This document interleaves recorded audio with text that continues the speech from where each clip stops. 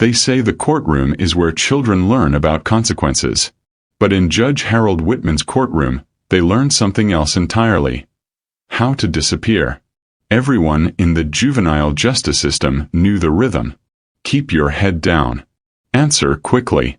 Don't ask questions. And if you were a black girl with attitude, don't breathe too loud. When Judge Whitman saw a teenager in a faded blue hoodie standing at the defendant's table, he didn't see a minor entitled to due process. He saw an opportunity. He saw a teaching moment. He thought he was about to school another disrespectful kid on how power works. But he had no idea that the girl he was preparing to humiliate wasn't just another case number. She was his career's final verdict. And she wasn't there to beg for leniency. She was there to make sure he never wore that robe again.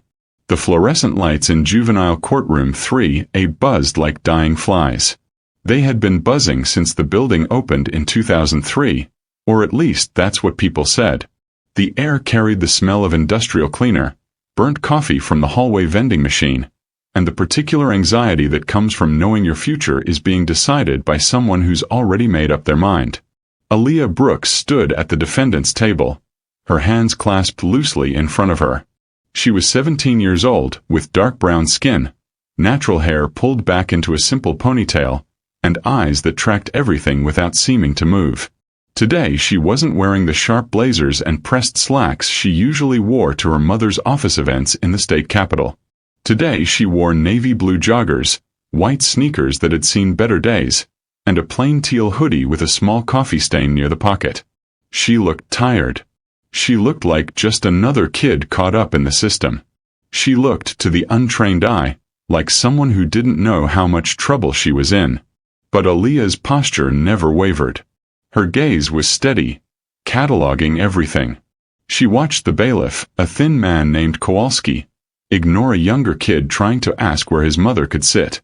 She watched the court clerk, Mrs. Chen, sigh heavily every time she had to process another motion, treating minors' legal rights like bureaucratic inconveniences. And mostly she watched the man on the bench, Judge Harold Whitman. He was a local fixture, but not for the right reasons.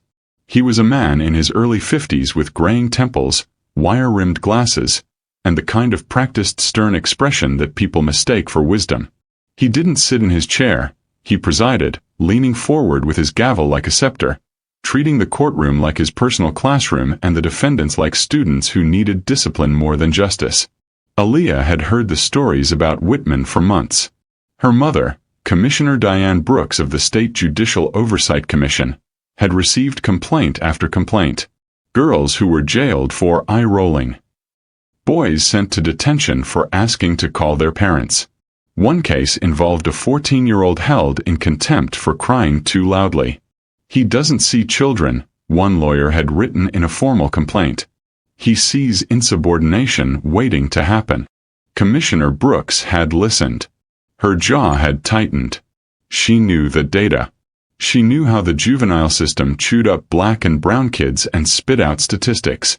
But when she saw the pattern, 23 contempt citations in 8 months, 18 of them against black girls, it stopped being just professional. It became something else. So she had called her daughter into her office. "I need you to do something for me," she had said quietly. "Something I can't do myself." Aaliyah had agreed without hesitation. She had filed a minor procedural motion regarding a school disciplinary hearing that required judicial review. A nothing case, intentionally vague, intentionally messy. She had dressed down. She had made herself look exactly like the kind of kid Harold Whitman loved to lecture. She had walked into his courtroom carrying a canvas backpack and a voice recorder hidden in the front pocket. "Next case." Judge Whitman barked, smacking his gavel against the sound block with more force than necessary. A young boy shuffled forward. He was there for missing a court-ordered anger management class. He tried to explain that his grandmother had been hospitalized. "I don't care about your excuses, Mr. Martinez," Whitman cut him off, his tone dripping with theatrical authority. "I care about compliance. 2 weeks in juvenile detention.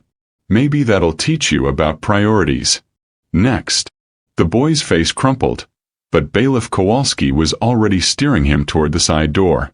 Aaliyah felt that familiar tightness in her chest, the one that had been there since she was 12, watching a police officer dismiss her father's explanation during a traffic stop.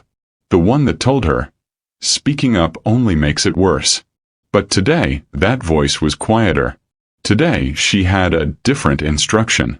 Let him show you exactly who he is. She reached into her backpack and touched the folder inside. It wasn't just her case file. It was a federal oversight notice, signed and sealed, waiting to be activated the moment Whitman crossed the line. State of Ohio versus Aaliyah Brooks, the clerk called out, her voice flat. Aaliyah stepped forward. Judge Whitman glanced at the file, then at her. His eyes lingered on the hoodie, on her posture, on the calm, quiet way she stood.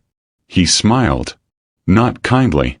"Well," he said, leaning back in his chair, "let's see if you're going to waste my time like the last one."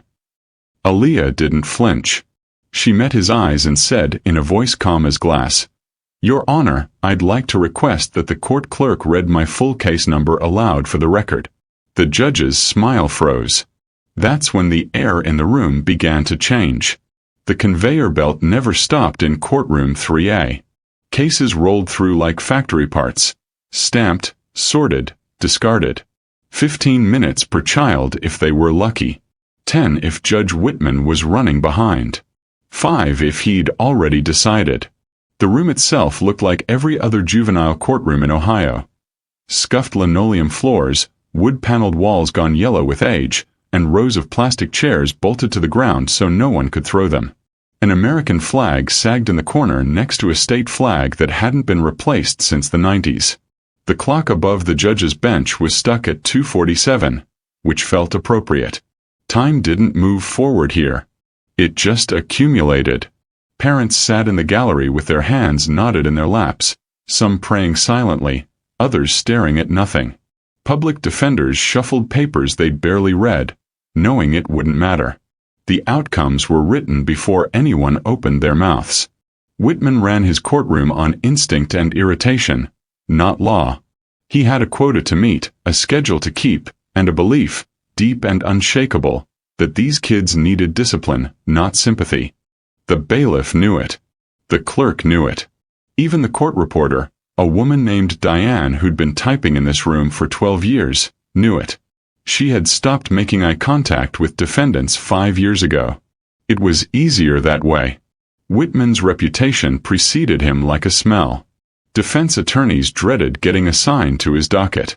Social workers called him the hammer, because every problem looked like a nail to him. Even other judges whispered about him at conferences, careful not to say too much, because Whitman had friends in the county prosecutor's office and a brother-in-law on the school board. He was insulated, untouchable.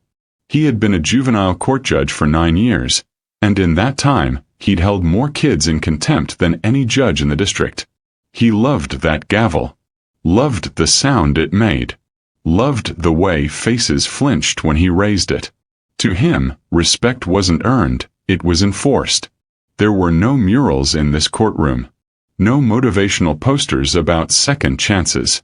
Just a wooden plaque behind the bench that read, "Justice delayed is justice denied." The irony was lost on everyone, because in Courtroom 3A, justice wasn't delayed. It was disposed of.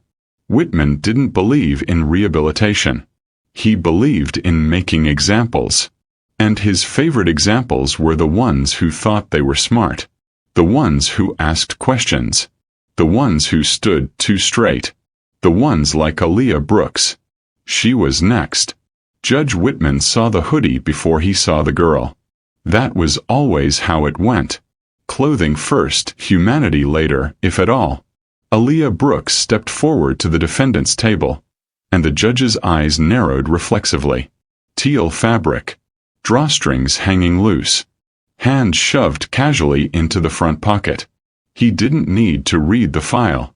He'd already written the story in his head. Another one. Another kid who thought the courtroom was a hangout spot. Another teenager who didn't understand that showing up to court in a hoodie was basically admitting guilt. It showed a lack of seriousness, a lack of respect. It told him everything he needed to know about her home life, her attitude, her future. The clerk handed him the file, and he flipped it open without looking at Aaliyah's face. He scanned the charges: failure to comply with a school disciplinary order, missed mediation appointment, and his mouth twitched. Small stuff. Easy. He could wrap this up in 3 minutes and still have time to finish his coffee before the lunch recess. "Miss Brooks," he said, not bothering to look up, "do you have representation today?" "No, Your Honor," Aaliyah said. Her voice was calm. Too calm. Whitman's eyes flicked up briefly, catching the way she stood. Shoulders back. Chin level. Not slouching like most of them did. Not fidgeting. That annoyed him more than the hoodie. It looked rehearsed. Like someone had coached her to stand up straight and look respectful, but forgot to tell her that respect also meant fear. "Of course you don't," he muttered, half to himself.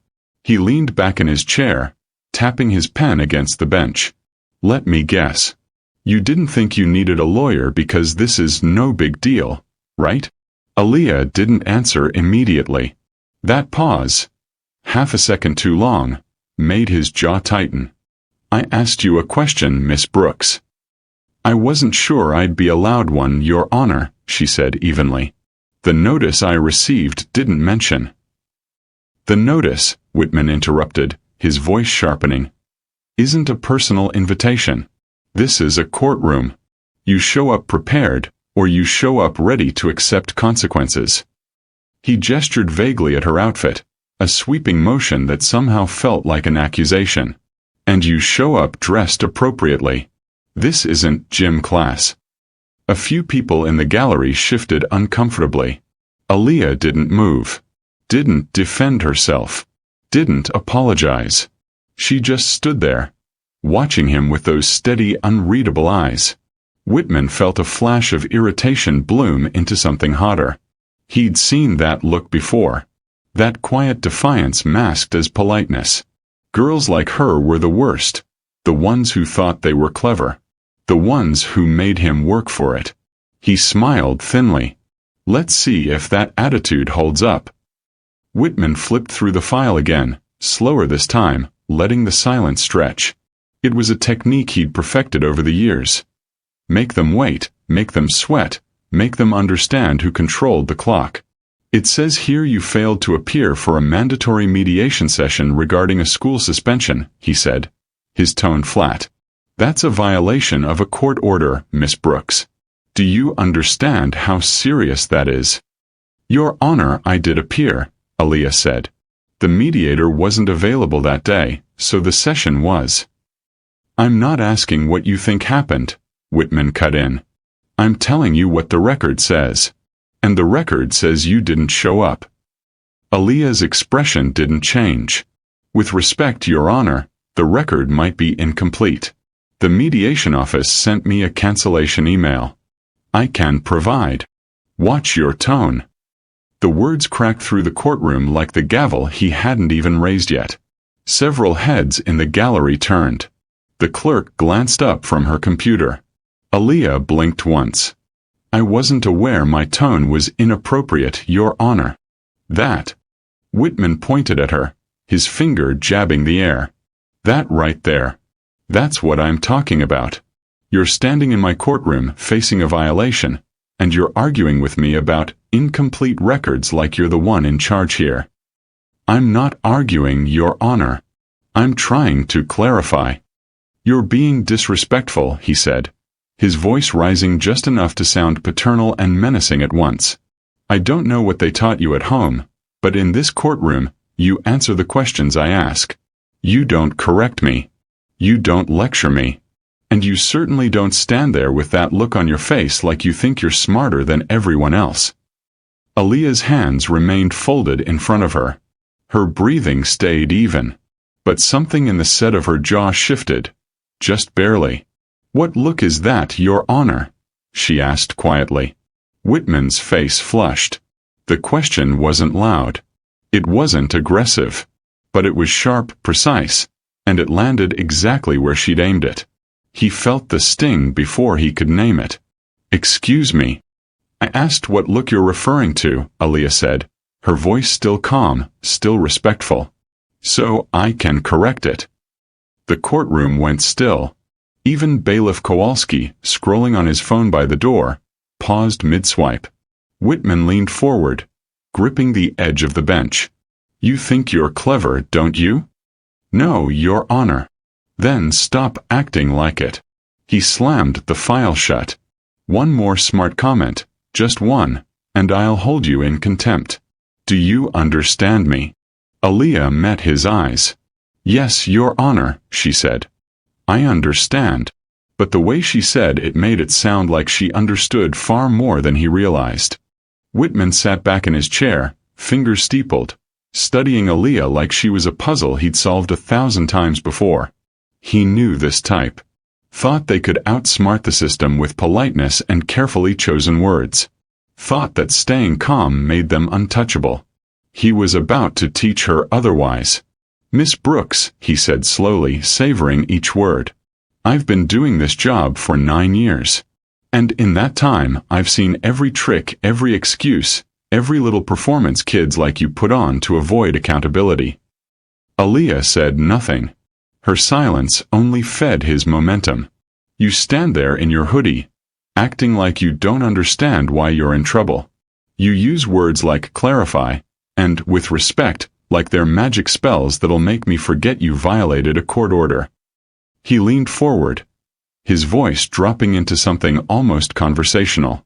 "But here's what I see. I see a young lady who thinks the rules don't apply to her. Who thinks she can show up here looking however she wants, talking however she wants, and walk out without consequences." He paused, letting the gallery absorb his words. A few people nodded slightly. This was the Whitman they knew.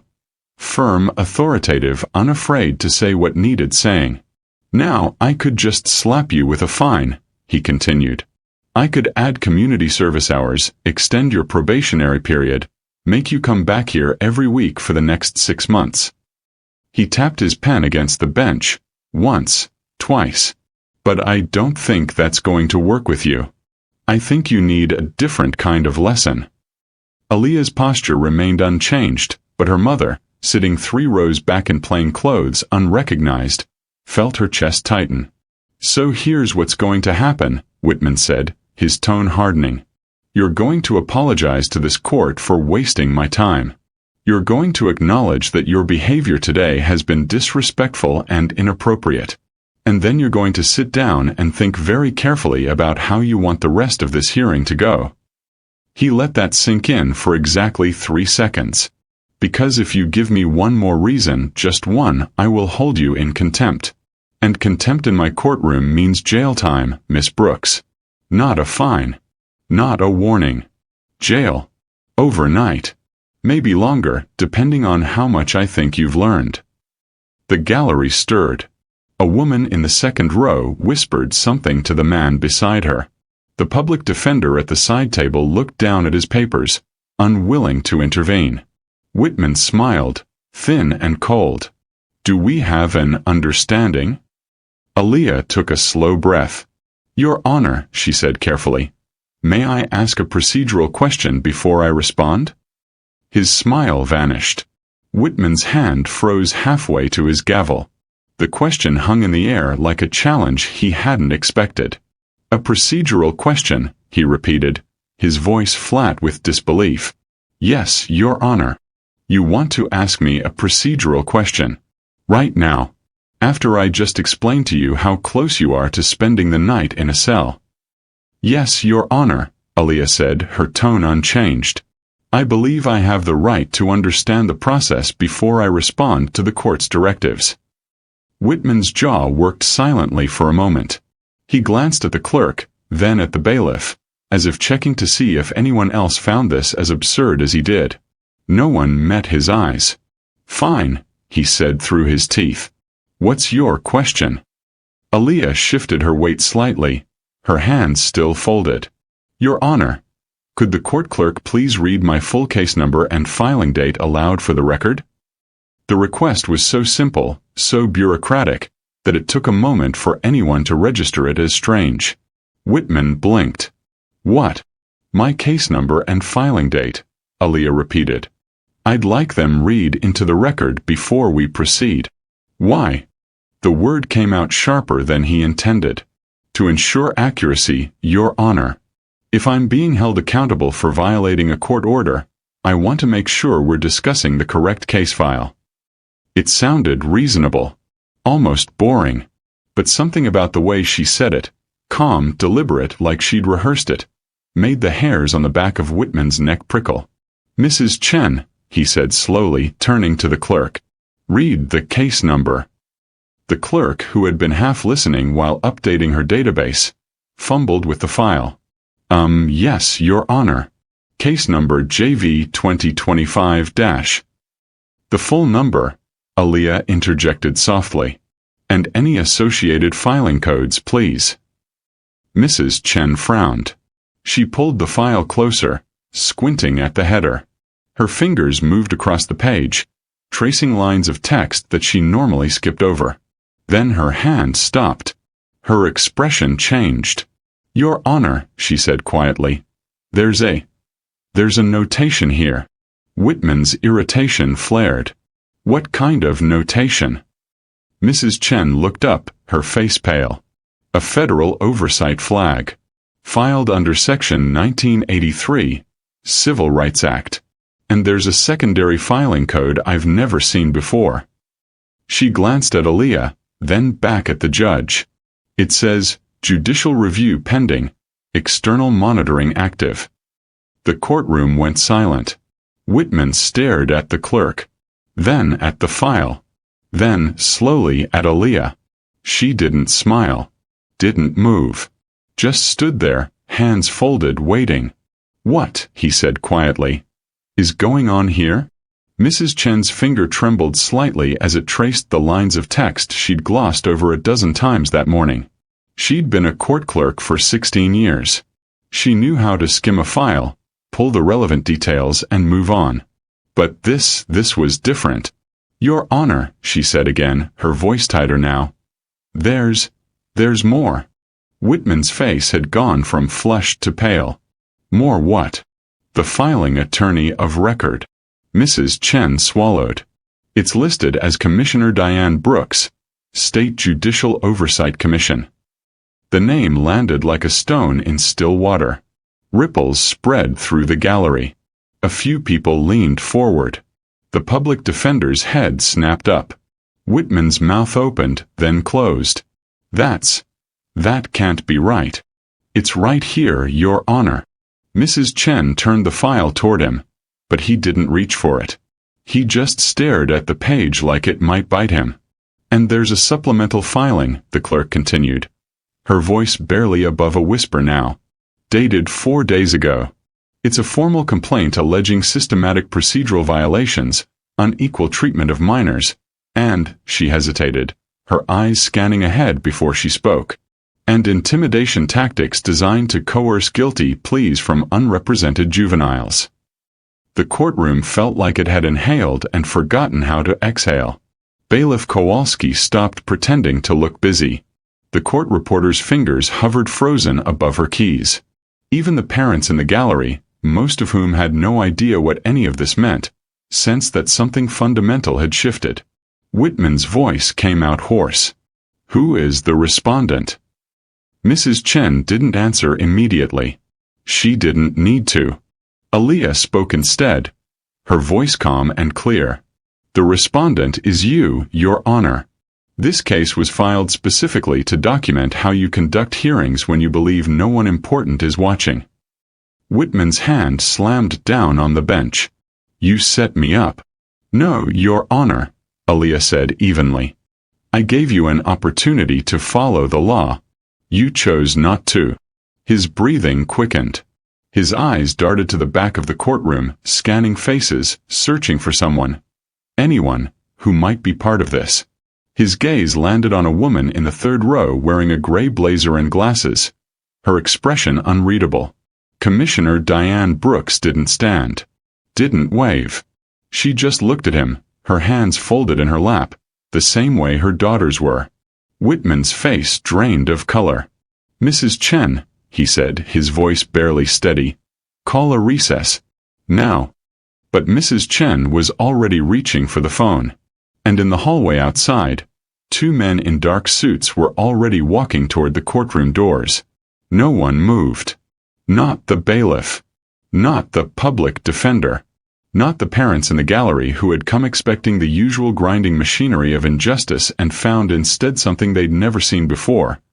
The machine breaking down in real time. Whitman's hand was still pressed flat against the bench, his knuckles white. He opened his mouth twice before words came out. This is highly irregular. You can't just what, Your Honor?" Aaliyah asked.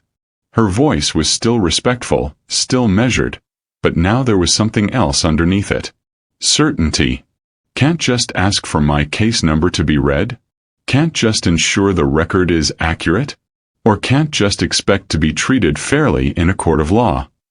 Whitman's eyes flicked toward the door, where the two men in suits had entered and were now standing at the back of the room, silent and still.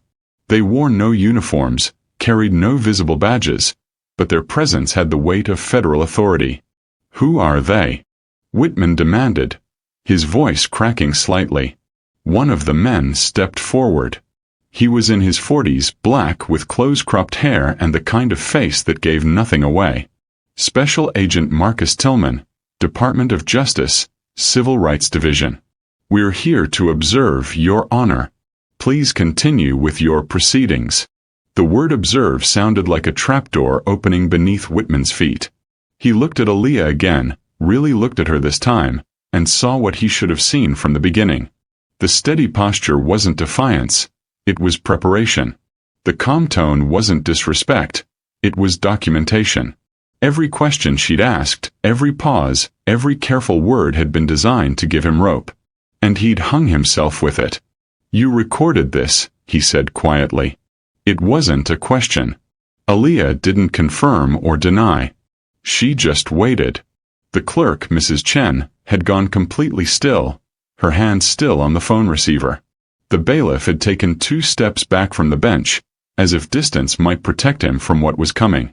Even the court reporter looked stricken, her face frozen in the sudden realization that every word she'd typed today would be evidence. Whitman's hand moved toward his gavel, then stopped. Lifting it now would only make things worse. Everything he did from this moment forward would be scrutinized, dissected, used against him. He was no longer the authority in this room. He might not have been for weeks. "Your Honor," Agent Tillman said from the back of the courtroom, his voice polite but immovable. "We'll need you to finish this hearing by the book. After that, we'd like a word." Whitman's face had gone gray. Aaliyah just stood there, waiting for justice to do what it was always supposed to do. Agent Tillman didn't raise his voice. He didn't need to. He walked slowly down the center aisle, his partner, a white woman in her 30s with sharp eyes and a federal ID clipped to her belt, following 2 steps behind. The sound of their shoes on the linoleum was the only noise in the courtroom. "Your Honor," Tillman said again, stopping at the bar that separated the gallery from the well of the court. "I'm going to need you to suspend these proceedings immediately." Whitman's throat worked. "You can't just." "We can," the female agent said. Her voice was crisp, matter-of-fact. "And we are. This courtroom is now part of an active federal investigation into civil rights violations under Title VI and Section 1983. Every case you've heard today is being flagged for review." Whitman looked like he'd been struck. "That's absurd. I've done nothing." "Your Honor," Tillman interrupted, his tone still professional but edged with steel. "I'm going to stop you right there. Anything you say from this point forward can and will be part of the investigative record. I strongly suggest you consult with an attorney before you continue." The gavel sat untouched on the bench. Whitman stared at it like it had betrayed him. Mrs. Chen slowly stood from her desk, her hands shaking as she gathered files. Do I notify the other cases scheduled for today?" "Yes," the female agent said. All remaining hearings are postponed pending review. Contact information for affected families will be provided by our office within 24 hours. The bailiff, Kowalski, had backed himself into the corner near the flag. He looked like he wanted to disappear into the wood paneling. Commissioner Diane Brooks rose from her seat in the gallery. She didn't rush. Didn't make a scene. She simply walked forward with the steady authority of someone who had spent 30 years earning the right to be in rooms like this. When she reached the bar, she looked up at Whitman. "Judge Whitman," she said quietly, "you've been placed on immediate administrative leave. The State Judicial Conduct Board will be in touch within 48 hours to schedule a formal hearing. Until then, you are not to preside over any cases, communicate with any defendants or their families, or access case files without supervision." Whitman's mouth opened, but no sound came out. Diane turned to her daughter. "Aaliyah, you're free to go." Aaliyah nodded once. She picked up her backpack, slung it over one shoulder, and walked toward the door. She didn't look back at Whitman. Didn't gloat. Didn't say a word. She'd already said everything that mattered. Behind her, the courtroom sat in stunned, irreversible silence. Aaliyah pushed through the heavy courtroom doors and stepped into the hallway. The fluorescent lights were the same. The scuffed floor tiles were the same. The faint smell of burnt coffee from the vending machine down the hall was exactly as it had been when she'd walked in 2 hours ago. But something had shifted. Something irreversible. She could hear voices rising behind her. Muffled, frantic, as the reality of what had just happened began to sink in for everyone still inside. Parents who'd been waiting their turn were being told to go home. Lawyers were making hurried phone calls. Somewhere in the building, an administrator was probably already drafting a press release. Aaliyah kept walking. Her mother caught up with her near the stairwell, her heels clicking softly against the floor. Diane didn't say anything at first. She just walked beside her daughter, 2 women in a courthouse hallway, one in a blazer and one in a hoodie, both carrying the weight of what they'd just done. "You okay?" Diane asked quietly. Aaliyah nodded. She was. Surprisingly, she was. "You didn't have to do this," her mother said. "I could have sent someone else." "No," Aaliyah said, her voice steady. "It had to be someone he'd underestimate. Someone he'd feel comfortable being himself around." She glanced at her mother. "Someone who looked like all the other girls he's done this to." Diane's jaw tightened, but she didn't argue. She knew her daughter was right. They reached the courthouse steps, and Aaliyah paused, looking back at the building. It looked the same as it had this morning. Old brick. Chipped paint. A flagpole with a flag that barely moved in the still air.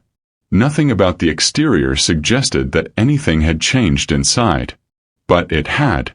23 contempt citations would be reviewed. 18 families would get calls.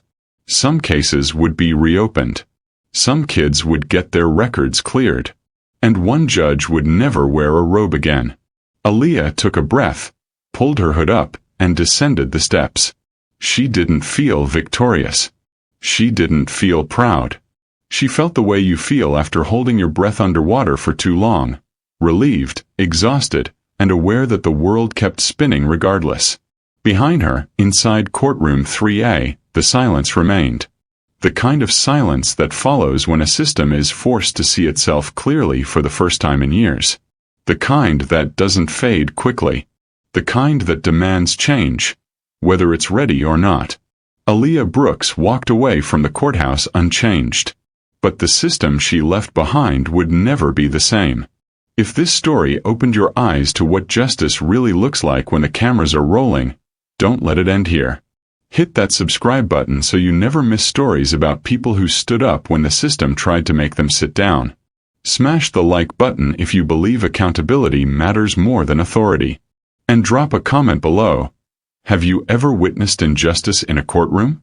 Do you think more oversight is needed in the juvenile justice system? Your voice matters.